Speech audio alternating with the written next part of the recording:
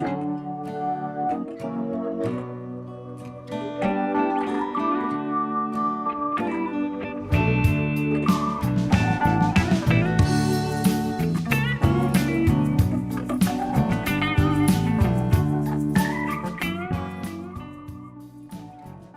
everyone. Welcome to Here We Are, Brattleboro's Community Talk Show. I'm Wendy O'Connell, and our guest today is Vanessa Santana. Vanessa is a recovery coach at Turning Point, which is a center for folks whose lives have been affected by addiction of all kinds. Vanessa herself is a person in long-term recovery. During this pandemic, she created a new outdoor program for Turning Point called Adventures in Recovery, which was an outdoor program. And she also is in the emergency department as a recovery coach at Brattleboro Memorial Hospital. So we are very, very happy to have Vanessa with us today on Here We Are. Hi, Vanessa. How are you? Good, Wendy. Thank you for having me. Thanks for being on. It's great to have you on. I know that you have a story, a personal story, but you also have been at Turning Point, working at Turning Point for quite a while now. Mm-hmm. Yeah, a few years. Yes, I started working at the Turning. I got introduced to the Turning Point about 4.5 years ago through the Vermont Recovery Network. It was introduced to me when I actually ended up in a treatment center here in Vermont. And so that's how I was introduced to the Turning Point of Windham County. And then when I walked through the doors, it was a really welcoming place. And I felt really welcomed and just learning about all the different things that happened there.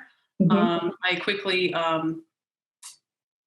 got a recovery coach whose name is Jedediah Pop. He's a really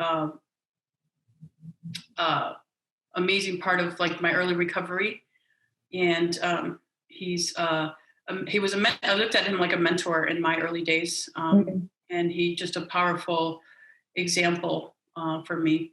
I moved to Brattleboro back in 2014, and I was brought here by a group of women whose local organization is here in town. And yeah, so domestic violence brought me to Brattleboro, unfortunately.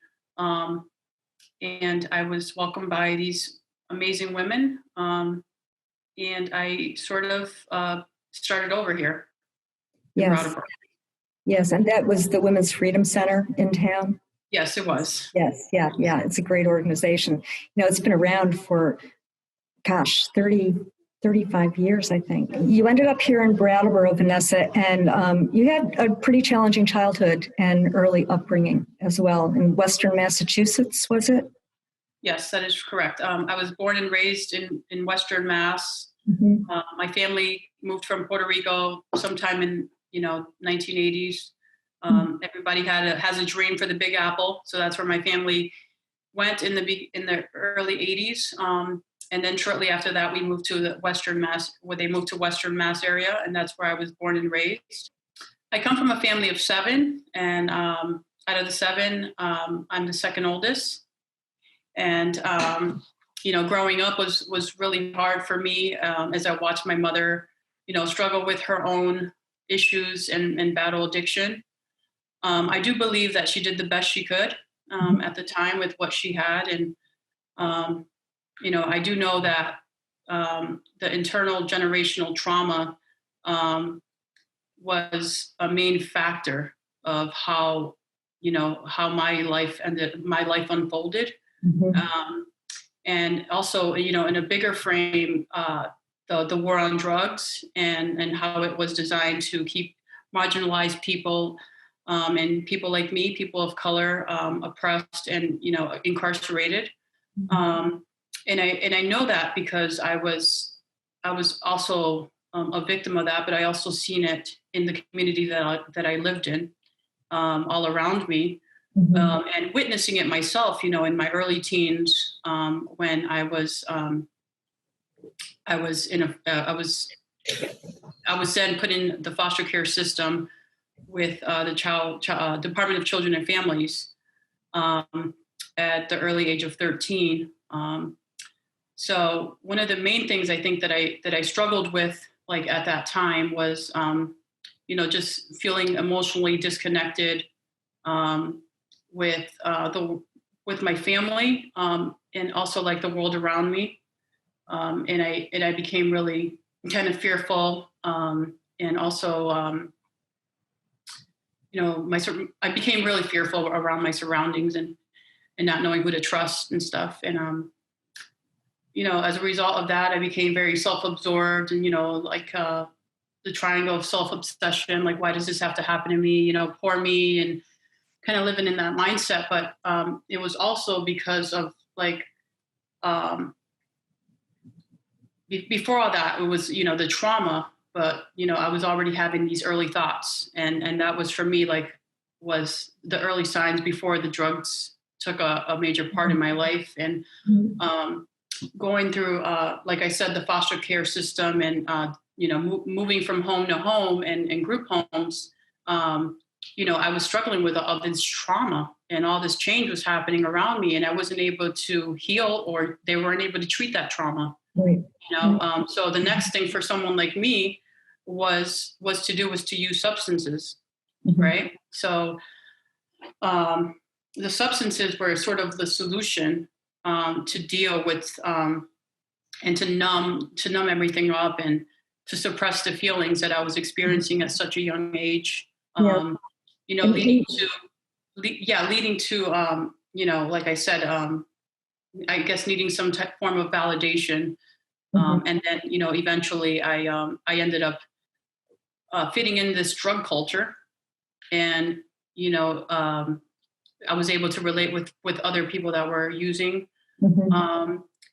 And so it led me down to using every day, to forming a habit, and then it becoming an addiction, and not me being able to stop that addiction. Right. And you so perfectly described the fact that the drugs were not the problem. It was everything that happened before the drugs were the problem. So and the generational addiction, I think, is something that people are just beginning to wrap their minds around. And as it's substance abuse disorders, like the disorders are probably the underlying situation. And the substance abuse is just makes it worse, but that's what you go to, right? Yes. Yeah. And again, I think the bottom line is, looking for, all these things that you mentioned before. Is you're looking for love, you're looking for acceptance, you're looking for support and validation, and belonging, And so I think that I'd love for you to talk a little bit about your training, because I know that that you went through training with in Montpelier. And what is the name of the organization in Montpelier? I would say it's the Vermont Recovery Network. Yes, Vermont Recovery Network in Montpelier. That's actually how I got introduced to the turning points. There are 12 turning points in the state of Vermont. And the turning points are all set up the same. They're set up with, they have recovery coaches.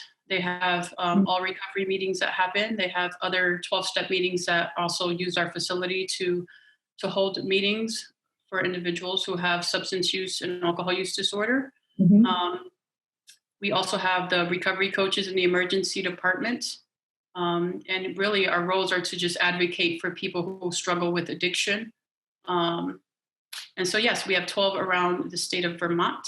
I would say within a year and a half into my volunteering, because I started off as a volunteer at the turning point of Windham County, I then was offered to go to a Recovery Coach Academy, which is something that is funded through the state of Vermont. The Vermont Recovery Network actually funds this through the legislative system, and they fund this program to individuals who are part of the turning points and who want to be advocates for other folks in early recovery. Oh yeah, it was definitely very rewarding. It was very educational. I learned things, about the pathways of our brain and how it affects our brain and the chemicals that we put into our bodies and what that does to us over the years. And once we put the drugs down, how our brains can recover. They do recover. Right. And so we always like to say, that's why we like to celebrate recovery, because, we do recover, and those, our brains and our bodies, and our trauma, and we heal from all of that. So the trainings are very helpful. We have anything from learning how to communicate. So we have like a effective communication training. We have motivational interview training, which teaches you how to work with individuals who have substance use. Right. We have all different types of trainings. We have how to be a team leader, how to facilitate a meeting. So they're on and on all year round. And if anyone ever needs any more information on those, they can check out the Vermont Recovery Network. Where all that's available. I wonder if you could talk a little bit about your turning point, because I know that you mentioned that you didn't recognize that you had a problem.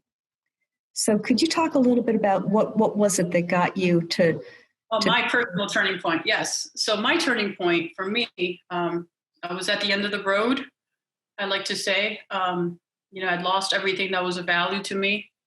Everything that meant anything to me. I lost my two daughters. I lost them because I was using substance use at the time. I'd lost my daughters, and like I said, I'd lost everything that was of value to me. And so when you rip everything out of your life, there was only one more thing for me to do, and that was to seek help. I was at the turning point of my life where either I was going to die to the disease of addiction, or something needed to change. And it took unfortunately, it took me losing all of that, like everything that meant the world to me, for me to make that turning point in my life, to decide that there was something wrong with me, that I needed to get better. And that's when I realized, at the treatment center, that I wasn't just emotionally sick. I was internally, I was sick. I was a sick individual. It's a very physical situation, not just psychological, but it had gotten into the body. Yeah. Yes. Yeah. And I was thinking about this, Vanessa, and I was thinking that first you were helped. And then, which takes a tremendous amount of motivation and wherewithal to be able to do that. I think that's one of the biggest words, or the biggest phrases, to be able to make a change in your life.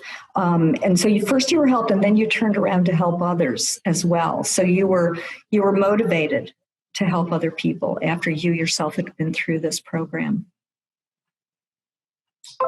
Yes, I was motivated. I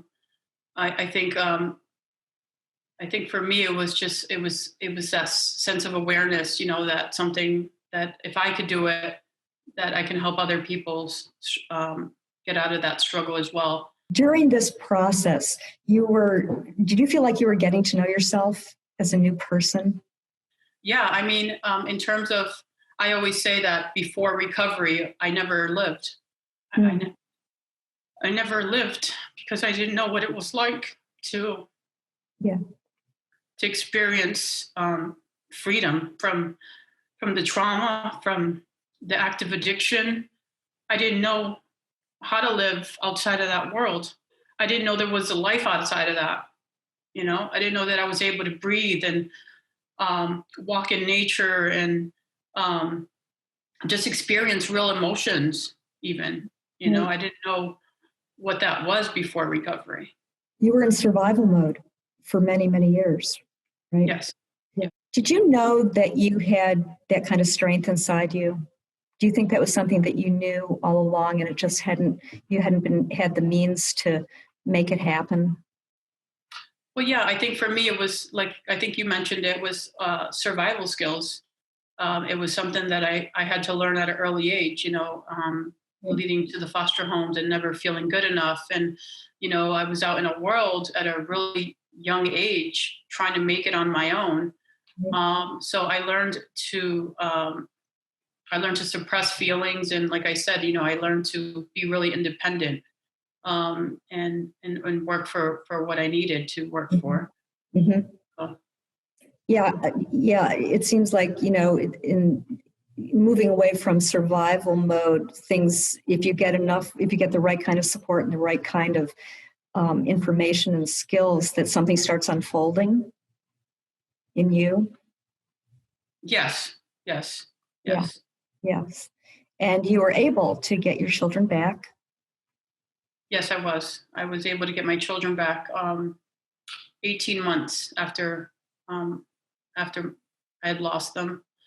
It took 18 months, but I did it. And yeah, Yeah. I'd like to think of myself as very grateful for that, because I know a lot of families who struggle with addiction do not get that opportunity. That's right. To reunite with their children. Mm-hmm. Mm-hmm. So, and to have those changes stick as well, right? Yes. Well, congratulations to you for that. That's a mighty thing that you have done. It would be great also to hear you talk a little bit about Turning Point itself, because I know that there are so many, it's right here on Elm Street in Brattleboro. So it's in the center of town, which is wonderful. It's pretty much run by volunteers. There's some paid staff, but there are a lot of volunteers, and people can just walk in. Is that right? And sign up for programs? Yes, that is correct. You can come in the door. Somebody will welcome you into this Turning Point Center. And like I said, we have different programs that happen there. You have something called Smart Recovery. So this is a stepped program that you have. Smart Recovery it's not like the 12 steps of Alcoholics Anonymous or Narcotics Anonymous. Actually, Smart Recovery focuses on coping with urges, managing thoughts and behaviors, living a lifestyle balance. Mm-hmm. And they actually have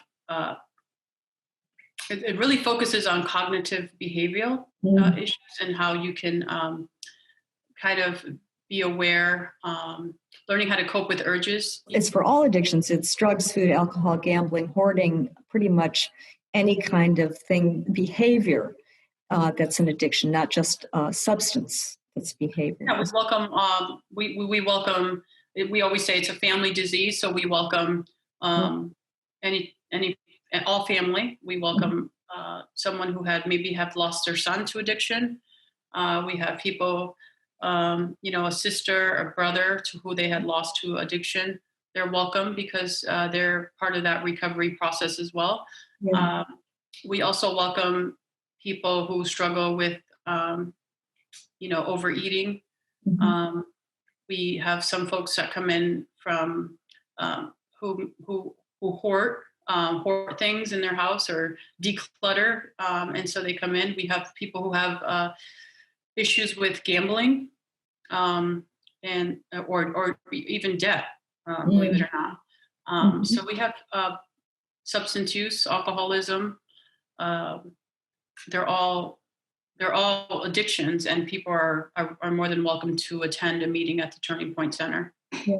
Well, that's it's kind of amazing in a way to realize how many behaviors are addictions. That we don't realize it. But first of all, the first step, as you've said, is to recognize that you have a problem. And then to know that there's a place to go for it. I mean, that's a wide range of assistance that Turning Point is offering, and especially bringing family into it as well. At Brattleboro Memorial Hospital, you are an emergency department recovering coach. I currently work in the emergency department of Brattleboro Memorial Hospital, and I've been there for about a year and a half. I have seen the change in the narrative and how they view addiction, the doctors and nurses. Mm-hmm. And I do believe that they've come a long way in terms of how they treat addiction, and also having us in the front lines as recovery coaches to work with people who have substance use disorder. So yes, I do. I believe that we've come a long way. And we've have built those relationships with the hospital staff throughout this year and a half. Mm-hmm. And it's been showing in the lives that have been transformed as a result of us doing the work in the emergency department. So you evaluate, you have referrals for people, but you're meeting the person where they are, right? Because we're just sort of meeting the person where they're at. So when we come in, we get paged. We see an individual who has substance use disorder. We then let them know that everything they share with us is confidential, just between me and the client. And then I kind of get to know the person a little bit. I like to, build those relationships. I think are really important. Just also let them know that I am someone also with a lived experience who struggled with addiction. So that kind of, opens up a window of opportunity for them to be really vulnerable, but also to let them know that they're not alone. Yes. And so once I do the motivational interviewing is what I do. After the motivational interviewing, we can then decide whether that person wants to go to inpatient treatment, a detox, or if they would feel like they benefit better from an outpatient services, such as IOP or the Birches program, or the Starting Now, or even the Turning Point Center, where they can go to meetings several times a week and also meet with a recovery coach at the center there. So you work with different organizations in town as well, as far as referrals go, and you're working with the retreat as well. Yes, we do have we used to have meetings that happen there at the retreat, but we no longer have those. We have what you call the Rapid Access Program, which is also a new addition to the Brattleboro Memorial Hospital, where someone comes in who has an opioid use disorder and may need to get on medication right away, which is medicated assisted treatment. And then a doctor might evaluate that person. And then we get paid as recovery coaches to sort of do the warm handoff to the retreat, which is the hub and spokes program there. Right. And they get induced at the emergency department that day. And then the following day, they would then go to the Brattleboro retreat and dose the next morning. And also we're doing that warm handoff to the center. So they're actually getting introduced to recovery coaches and the Turning Point and where they can get meetings. So it's a all around a rapid support for them. It's rapid support. It's also incredibly thorough. It sounds like you are really, there's so many options available and so many things that people can get involved with immediately, right? Yeah. Is that fulfilling for you? It is very rewarding for me. Yes. It helps me know that I can get other people. I think for me, I think it's just rewarding in the sense that I can be able to help other people come out of the same struggles that I struggled with. Right. Yes. And do you find many of them coming to Turning Point to volunteer as you did? Yes. I mean, I get people that I've worked with in the emergency department and, having 2 to 3 months of recovery because, they started off with that window of opportunity to seek services with us. We called them for 10 days to follow up with them and see how their recovery is going. And then from there, you see their lives transform as a result of that one time they met with us in the emergency department. So just to know what that feels like is just so rewarding because that's what we get paid to do. So it's just all around rewarding and it makes you feel good too as well, right? Yes, feel good. It makes me feel part of and really look at the relationships that we build with people all around this community. It's totally yes. Well, it sounds like it is indeed a center for belonging as well for people to come in and know that they're accepted and supported and you have a community, right? People that they get to know. And during the pandemic, Vanessa, what have you noticed or seen in terms of Turning Point, but addiction in the community? Since the pandemic, Yes. since the pandemic, we have seen an increase in substance use and alcohol use disorder in individuals, mainly during the pandemic. A lot of folks have been isolated, Right. and the main cause for addiction is isolation, right? And so when you take people who have substance use disorder and you isolate us, it could be very difficult. And so a lot of times people may not have, the same resources they used to have. A lot of people don't have connection to, the virtual meetings right away. So people would relapse. People have relapsed as a result of that. I've also seen a lack of services, in the Brattleboro community that are no longer here because of the pandemic. We don't have outpatient programs for people to attend. There's only one more alternative for people who have substance use, and that's to go back out, unfortunately. So we have seen an increase in those numbers. And also with the Brattleboro retreat, the closing of the different programs at the retreat, we have seen an increase in the emergency department. We have telehealth services. We've been meeting folks through telehealth services. Actually, we have folks that have been able to manage to get 3 to 4 months of recovery. And that's truly mind blowing that, that there is good coming out of the pandemic, even though we don't see it, so people are getting the help that they need through the telehealth services. That's so great. what we do is we call people, we have been meeting clients by phone and talking to them by phone. And now that the center's open from 10 to 3 p.m., they're able to at least go to the center for a little while. Because of the pandemic, you created a new outdoor program for Turning Point called Adventures in Recovery. Can you just talk about that a little bit? Yes. So Adventures in Recovery is a peer support group who seeks to support individuals by having recreational activities outdoors, sort of that peer-to-peer, but also therapeutic experience by being out in nature, connecting with ourselves and the world around us. So typically, we would go for a hike for, 40 minutes. And then after our hike, we would circle around and have a brief check-in with each other. And so we're still having that peer-to-peer support. We are following COVID protocols. So we're having our masks and we're 6 feet distancing from each other. And bring your water bottle.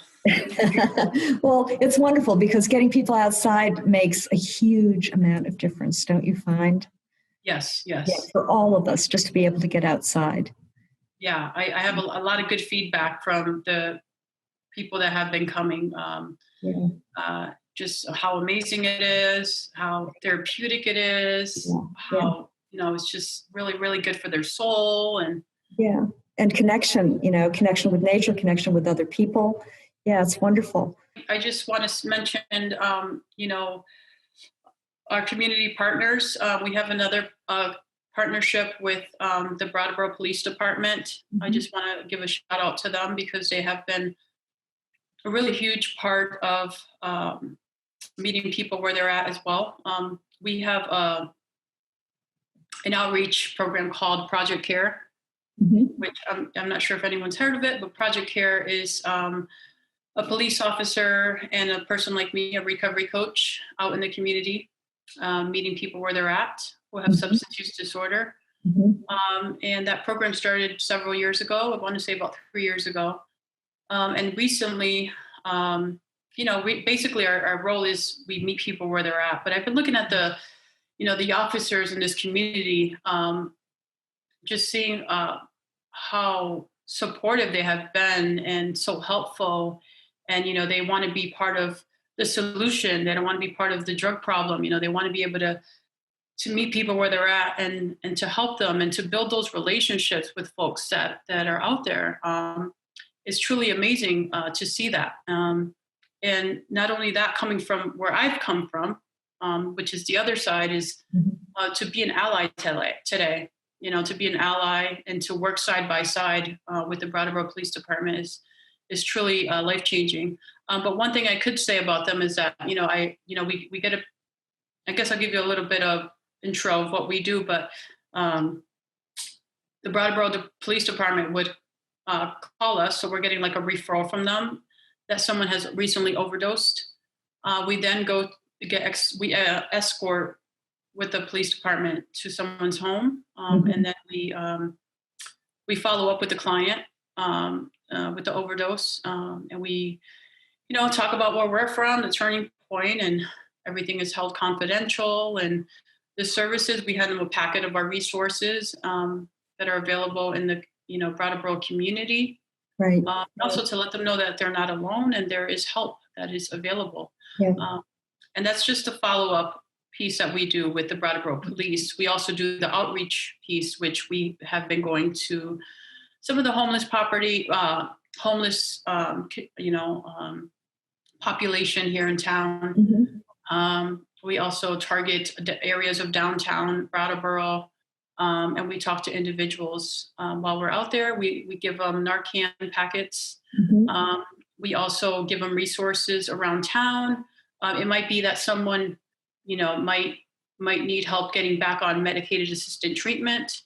That is something that we also do during our outreach with Project Care. It's so wonderful to hear that the community is working together in so many different ways, and that you are the eyes and ears also, for the different organizations that you're helping, being out on the street. Vanessa, thank you so very much. Yes, thank you, Wendy. I really appreciate you sharing your story and letting us know about all of the things Turning Point, but other organizations are doing as well, and helping each other to make our community a little bit more together and connected. Yes, thank you so much. Thank you. And thanks to all of you for being with us today. It was wonderful to have Vanessa on, and the information for Turning Point will be at the end of the show, just in the credits. So be sure to tune in. We are a weekly show. We have someone new from the community on every week. And we are connecting with you in our own homes or places where we have connections, internet connections and personal connections. And we are grateful for that. So thank you so much.